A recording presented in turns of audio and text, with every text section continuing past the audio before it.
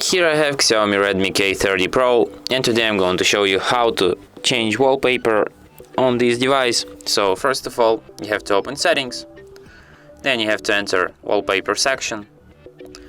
You can select one of these wallpapers from here, from this wallpaper store.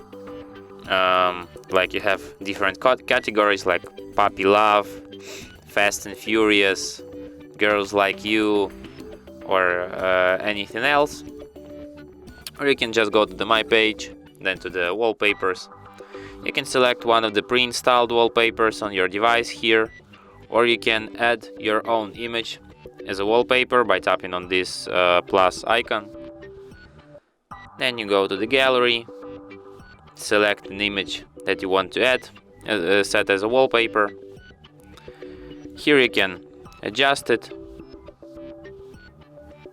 and then just tap apply. Then select if you want to set it on the lock screen, on home screen, or on both screens. And after that, wallpaper will be changed. And that's it. Thanks for watching. If you find this tutorial useful, don't forget to hit that like button and subscribe to our channel.